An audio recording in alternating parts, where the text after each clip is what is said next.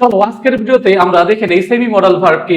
এখান থেকে প্রায়শই বিভিন্ন পাবলিক পরীক্ষায় প্রশ্ন আসে, কিন্তু তোমরা সঠিকভাবে উত্তর করতে পারো না। তোমরা নিড এবং ডেয়ার কে মডাল ভার্ব হিসেবে জানো, কিন্তু এটা হচ্ছে এই দুইটা হচ্ছে সেমি মডাল ভার্ব। কেন এই দুইটা ভার্ব সেমি মডাল ভার্ব, এই বিষয়টা নিয়ে আজকের ভিডিওতে আলোচনা করব।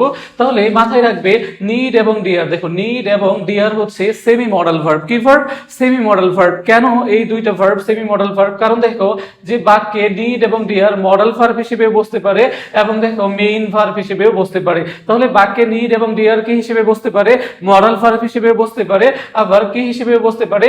মেইন ভার্ব হিসেবে বসতে পারে। এই কারণে দেখো যে নিড এবং ডিয়ার হচ্ছে কি ভার্ব? Semi modal verb.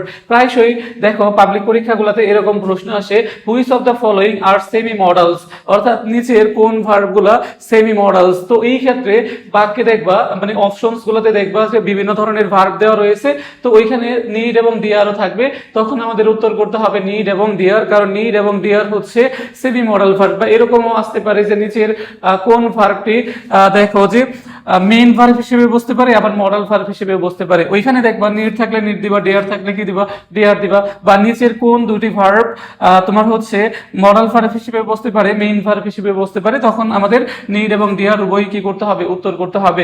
তাহলে মাই ডিয়ার স্টুডেন্টস, নিড এবং ডিয়ার হচ্ছে সেমি মডাল ভার্ব। এই কারণে এই দুইটা হচ্ছে সেমি মডাল, কারণ এগুলা মডাল ভার্ব হিসেবে বসতে পারে এবং মেইন ভার্ব হিসেবে বসতে পারে। আশা করি তোমরা সকলেই বুঝতে পেরেছো।